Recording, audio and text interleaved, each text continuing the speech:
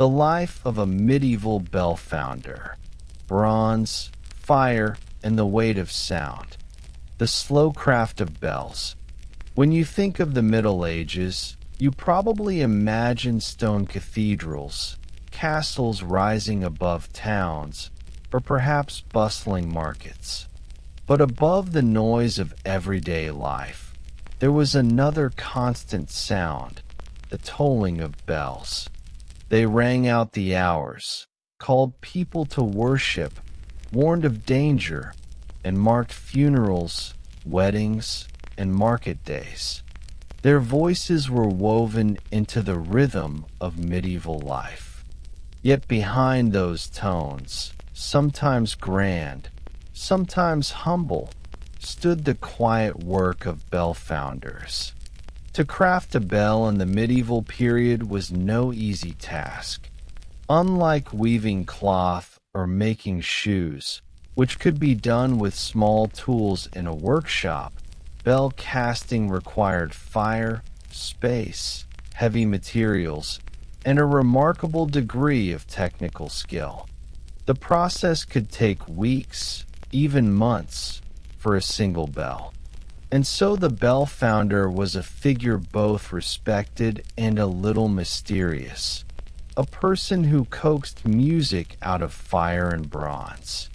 In most European towns, the bell founder's workshop was located near the edge of settlement, not at the center. This was not only because the work demanded room, but also because it was dangerous. A miscalculation in temperature, an air pocket in the mold, or a weak seam could lead to an explosion of molten metal. Few townsfolk wanted that kind of risk too close to their homes. So, often tucked between muddy fields or near a riverbank where water could be drawn, bell founders went about their work. The mixture of metals. Every bell began not with shape, but with material. Bronze was the preferred metal, a blend of copper and tin. Copper gave the strength, while tin sharpened the tone. The balance was everything. Too much copper, and the sound dulled. Too much tin, and the bell could crack under its own force. A typical mixture hovered around 3/4 copper to 1/4 tin, though the exact formula varied from place to place. In the markets, bell founders often inspected copper ingots by lamplight, tapping them with small hammers to test the ring. Tin, rarer and more expensive, was handled with even greater care. To secure enough of both metals, patrons, often monasteries or towns, would sometimes melt down older items, broken cauldrons, bent candlesticks, or even older bells. In this way, bells carried history not only in their purpose, but in their very substance. One chronicler in the 13th century wrote of a town that, in order to recast a cracked cathedral bell, gathered bronze from dozens of sources, old door hinges, worn-out vessels, even a knight's damaged armor. All of it went into the fire. When that bell rang, the people heard not just a new voice but echoes of their own possessions, transformed by heat and skill. Building the mold. If the alloy gave the bell its voice, the mold gave it its body. Creating a bell mold was a laborious ritual, requiring patience and precision. The process usually began with a core, a mound of bricks or clay shaped roughly like the inside of the bell. This core was covered with layers of loam, a mixture of clay, sand, horse dung, and straw that hardened into a smooth surface. Over this, the bell founder shaped the false bell, often from wax or clay. exactly the size and shape of the intended bell. It was on this false bell that inscriptions and decorations were carved. These could include saints, coats of arms, or simply the name of the patron. The lettering was usually pressed into the wax so that when the final casting was done, the letters would stand in relief, permanent and solemn. Once the decorations were finished, another layer of loam was applied to create the cope, or outer mold. This encased the false bell, leaving space between the core and the outer mold where the molten bronze would eventually flow. When the mold was dried, the wax or clay of the false bell was melted out, leaving only a hollow space in the shape of the future bell. The molds were massive and heavy. A large bell might weigh several tons, and the mold itself could require wooden supports and careful handling. Everything depended on the mold holding steady when the fire came. Fire and pouring. When the day of casting arrived, the entire community often turned out to watch. For many, this was not simply a technical process, but a kind of spectacle, even a ritual. Monks prayed nearby, townsfolk whispered in awe, and patrons stood with tense expectation. For all the careful preparation, no one could know for sure whether the bell would emerge whole or broken. The furnace roared with heat, fed by great stacks of charcoal. Bell founders and their assistants worked in sweat and smoke, using long-handled tools to stir the molten bronze, checking for impurities. At last, when the mixture was ready, channels dug in the earth directed the glowing liquid toward the mold. The moment of pouring was tense. The metal hissed and spat, filling the cavity with its searing light. Workers kept a careful distance, knowing that a single crack or weak point could bring disaster. Then came the waiting. The mold cooled slowly, over days or even weeks, as the metal hardened. Only when the bell was broken free from its earthy casing could the success or failure be known. Sometimes the bell emerged perfect, its tone clear when struck. Other times, flaws in the mold or bubbles in the bronze left cracks, ruining months of labor. Success was celebrated with relief and often with feasting. Failure meant starting all over again. The place of bells in life. Why so much effort? Because bells were not simply tools. They were voices of authority, guardians of rhythm, and instruments of identity.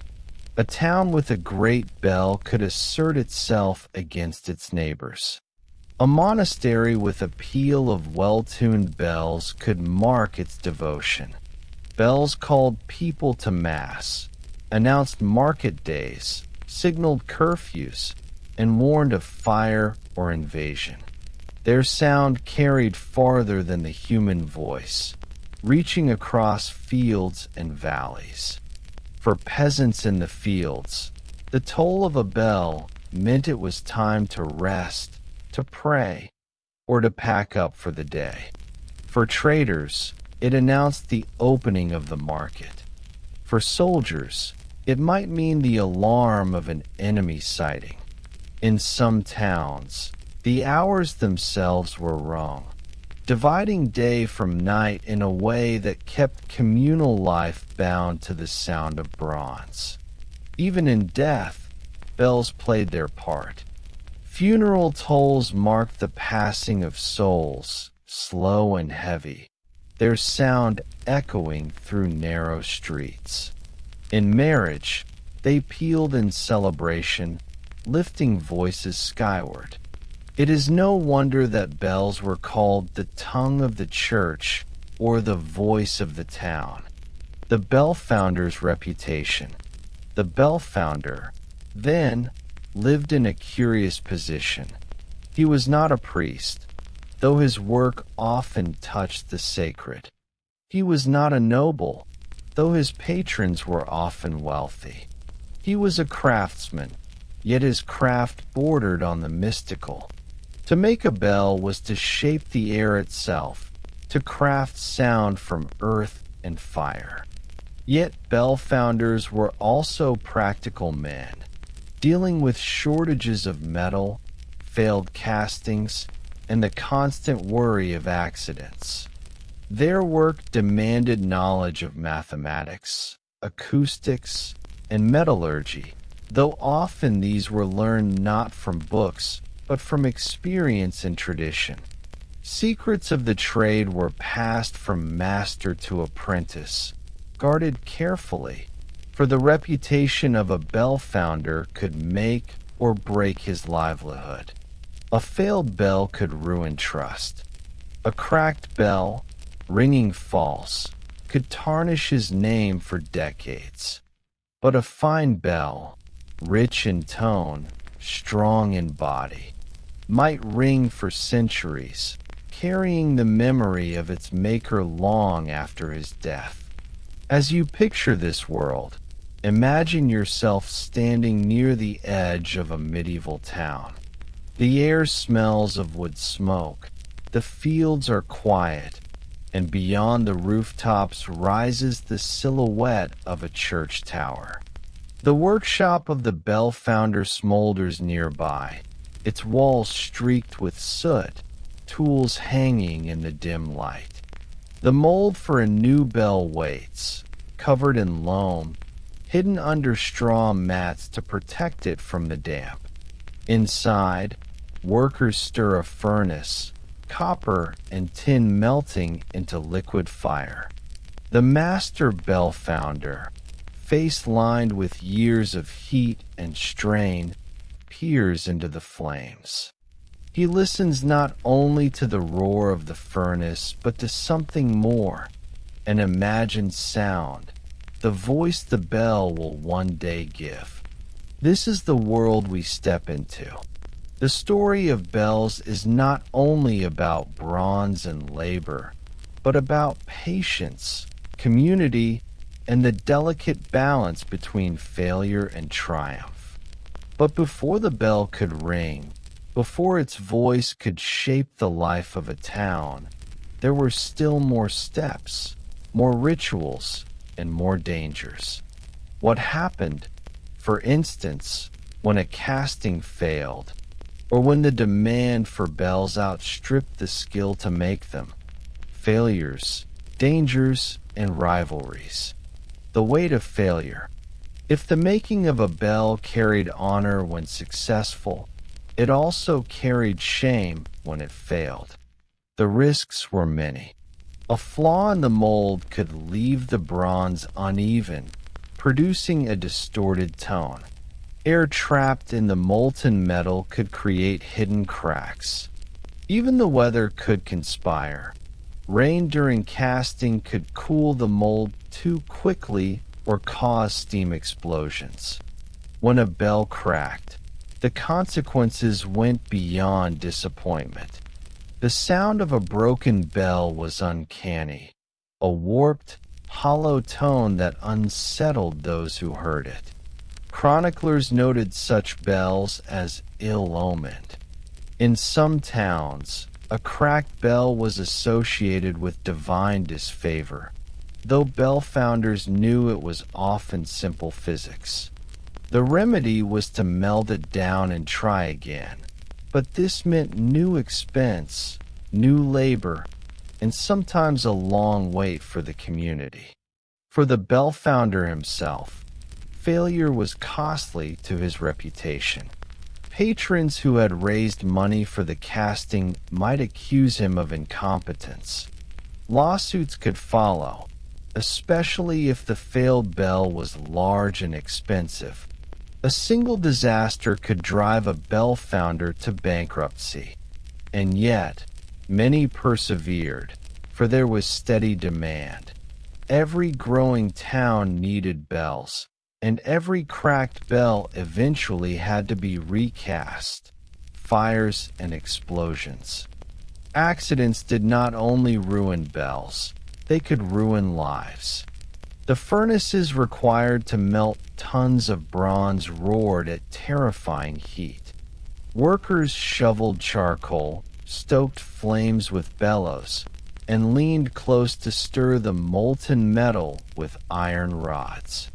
Protective clothing was minimal: wool tunics, leather aprons, perhaps dampened cloths wrapped around arms.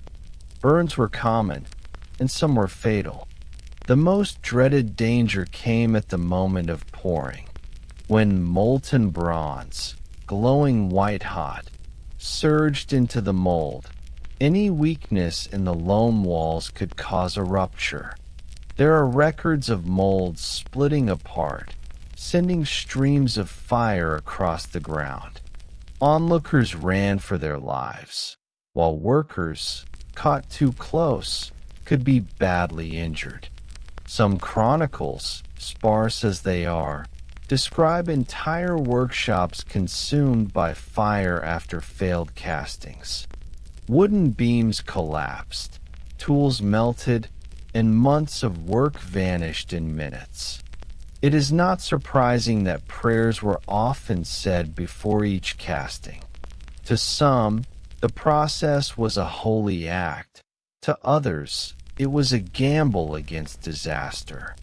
Rivalries among towns. Bells were more than instruments. They were symbols of pride. A great bell was a statement of wealth, of faith, of authority. Towns competed with each other, not just in markets and trade, but in the size and quality of their bells. To commission a bell of surpassing size was to claim prominence over neighboring communities. This competition sometimes strained the bell founders. One town might demand a bell larger than that of its rival, pushing the limits of technology. The weight of these massive bells challenged the strength of towers, which occasionally cracked under the strain. Engineers and masons had to reinforce walls and buttresses to hold them aloft. In certain cases, disputes arose when rival towns lured away skilled bell founders with promises of better pay or privileges. Some records suggest that itinerant bell founders were treated almost like prized athletes, courted and persuaded to work for one city rather than another. The political implications were real. To secure a famous bell founder was to secure prestige. Bells as weapons of politics. Because bells could summon people in moments of crisis, they were sometimes seen as instruments of power. In revolts or uprisings, the ringing of bells could gather crowds quickly.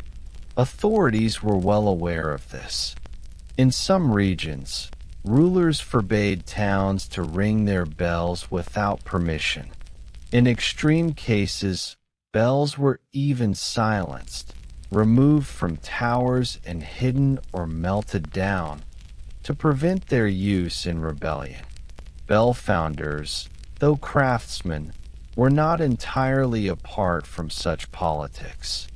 Their patrons, be they abbots, bishops, or city councils, often had political motives behind their commissions. A new bell could assert authority, celebrate victory, or honor a treaty. In this way, the bell founder's work was entangled in the struggles of his age, the sounds of success and failure. When a new bell was complete, the moment of truth came with its first strike. Sometimes this was done with a hammer on the ground before hoisting it into a tower. A clear, resonant sound brought relief. A dull or buzzing tone could mean disappointment, even if the bell was structurally sound. Townspeople, even those with no training, often claimed to hear differences between bells. Some spoke of sweet or harsh voices, while others attributed spiritual qualities to them. Bell founders knew that factors like shape, thickness, and alloy all affected the tone, but they could never guarantee perfection. Each casting was unique, and each bell had its own personality. Cracked or misshapen bells were not always discarded at once. Some smaller communities, lacking funds, used flawed bells for years, their warped tones part of local identity. Travelers occasionally remarked on the strange sounds of certain towns, where bells rang out not with harmony, but with odd, clashing notes. The social life around bells. Despite these risks and rivalries, bells remained central to daily life. They marked not only religious hours, but civic time. In an age before personal clocks, bells were the shared heartbeat of a community.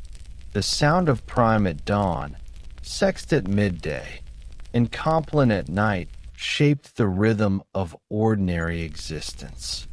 Children grew up with those tones. Farmers looked for them across fields, and merchants timed their work by them. A missed ringing could cause confusion or complaint. In some places, bell ringers were fined for negligence if they failed to toll at the appointed times. For festivals and processions, bells were rung in joyful peals, often by teams of ringers pulling on ropes.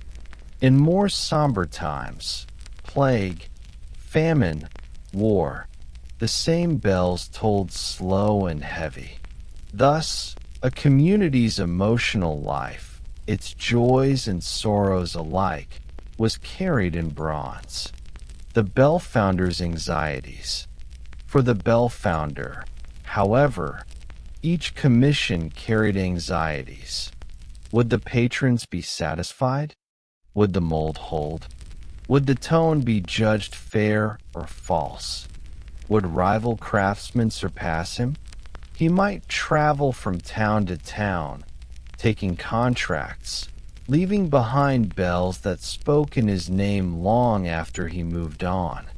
Unlike stonemasons or carpenters, who left visible works, bell founders left voices.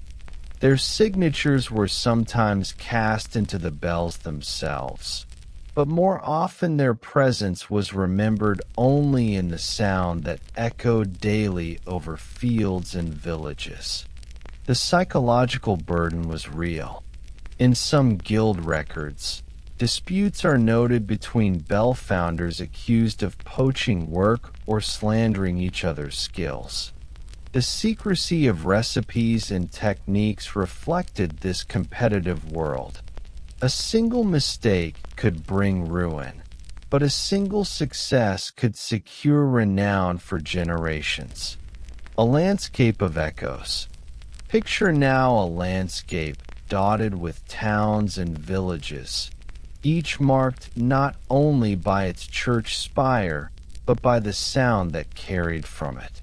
On market day, bells rang early. At curfew, they rang late. Across valleys, one town's bells answered another, their voices mingling in the wind.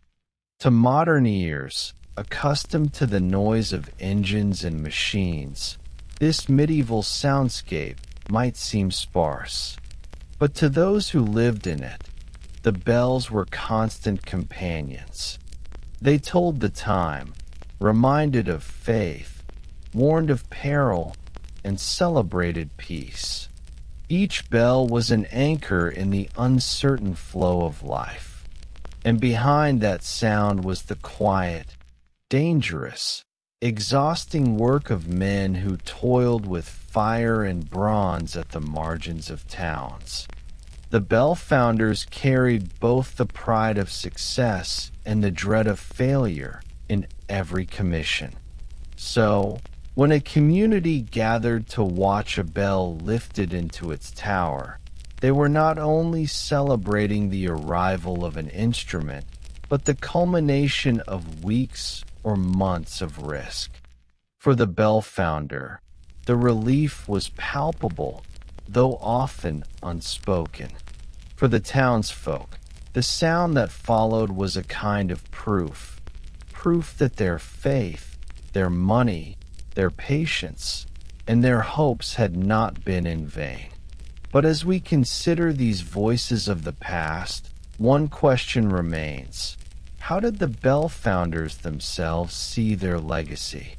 Did they believe they were simply craftsmen, or did they sense that in shaping sound, they were shaping memory itself? Legacy, memory, and echoes. Bells across generations. When a medieval bell founder completed a work, he knew it might outlast him. Many medieval trades produced items that wore out in a decade or less. Shoes, garments, tools, and even houses succumbed to wear and rot.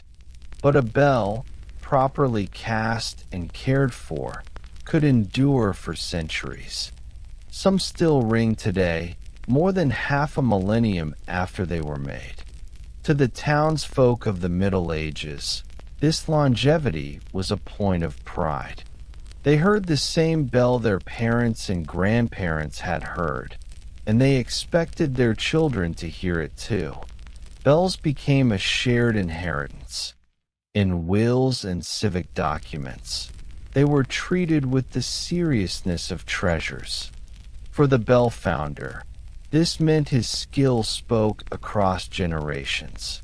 Even if his name was forgotten, his work continued to sound, not only in his town, but in the landscape of memory, recasting, and renewal. Yet not all bells endured without change. Over time, even the finest bronze could crack. Repeated ringing placed enormous stress on the metal. A single flaw could grow into a fissure, and one day, the sound would warp or stop. When this happened, bells were not discarded lightly. Instead, they were broken down and recast, often by a new generation of bell founders. In this way, the material itself lived many lives. A bell cast in the 12th century might be melted in the 14th, reforged in the 15th, and continue ringing into the modern age. The identity of the bell shifted, but its bronze remained, like a voice retuned for new times. Inscriptions often told this story. Some bells carried lines such as recast after the breaking of the former, or renewed in the year of our Lord. These words reminded listeners that sound, like life, was fragile, but also that resilience lay in continuity, bells in war and peace. The symbolic weight of bells became especially visible in times of war.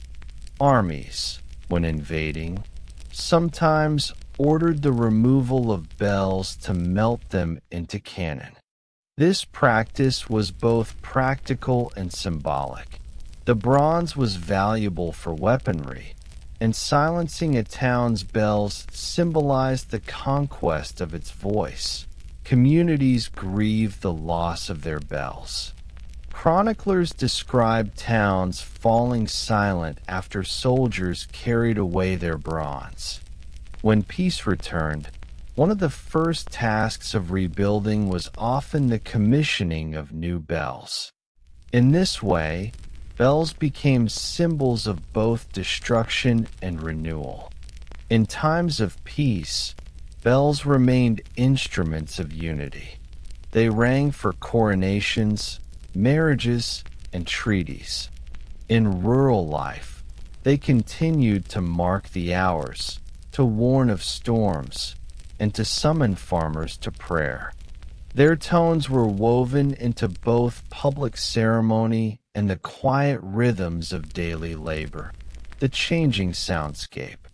As centuries passed, the soundscape of Europe shifted. By the 16th and 17th centuries, larger cities filled with the noises of commerce, carts rumbling on cobblestones, workshops buzzing, and markets alive with voices. Still, above it all, bells rang. They competed with the growing din of urban life, and they remained recognizable symbols of place. The Reformation and Counter-Reformation brought new roles for bells. In Protestant regions, some bells were silenced or stripped of their inscriptions. In Catholic strongholds, bells became louder symbols of faith, ringing with renewed vigor. Once again, the bell founder's work became entangled in broader religious and political tides. The science of sound. By the early modern period, scholars began to study bells with greater precision. Mathematicians and natural philosophers measured their vibrations, attempting to calculate the precise shapes and alloys that produced harmonious tones. What had once been a craft guarded by secrecy now became a subject of scientific inquiry. But even with this growing knowledge, bell founding remained a craft. Founders still built great molds of clay and loam, still stoked fires and poured glowing bronze. The science could describe, but not replace, the practiced touch of the craftsman. A bell was never entirely predictable. Each retained something of chance, something of mystery. Bells in the Age of Nations. By the 19th century, bells had taken on new symbolic meanings. They were tied not only to religion and civic life, but to national identity. In France, during the Revolution, bells were seized and melted to make cannon. Their loss both a practical sacrifice and a symbolic break from the past. In England, bells tolled during moments of empire, summoning people for both celebration and mourning. Factories and railways introduced new sounds into daily life, but bells remained. Church towers still called the faithful, and town halls still struck the hours. In some industrial cities, bells even became a way to regulate shifts, ringing at the start and end of the workday. The medieval bell founder, had he been able to look ahead, might have been astonished to see his humble craft adapted to such vast changes. Enduring memory. Today, when you stand in a village or city where a medieval bell still rings, you are hearing a voice shaped by hands long vanished. Each strike of the clapper is a link across centuries. The founder, the laborers who hauled charcoal, the apprentices who plastered molds, all are gone, but their effort lives on in sound. Museums sometimes display cracked bells, silent but still monumental. Their surfaces carry inscriptions in Gothic letters, their bronze darkened with age. Visitors may walk past quickly, seeing them as curiosities, but to pause before one is to realize that it was once alive with sound, commanding a community's hours. The legacy of the founders. And so, what is the legacy of the medieval bell founder? He was not always wealthy, often not celebrated, sometimes forgotten. His name might appear in a guild ledger or on a fading inscription. Yet his work endured in ways few others did. His creations became the heartbeat of towns, the markers of history, the instruments of memory. The risks he bore, the fires, the failures, the rivalries, were balanced by the dignity of creating something larger than himself. His bronze voices still echo, sometimes cracked, sometimes recast, but rarely silenced for long. As you imagine the soft toll of a medieval bell, consider the layers of history it carries. It is not only a sound but a story, of fire and earth, of danger and skill, of faith and rivalry. Each note rings with the sweat of craftsmen and the patience of communities who waited for their voices. And so the question lingers, quiet but persistent. When we listen to these ancient echoes today, are we hearing merely metal striking metal, or are we hearing the memory of an age that, though long past, refuses to fall silent?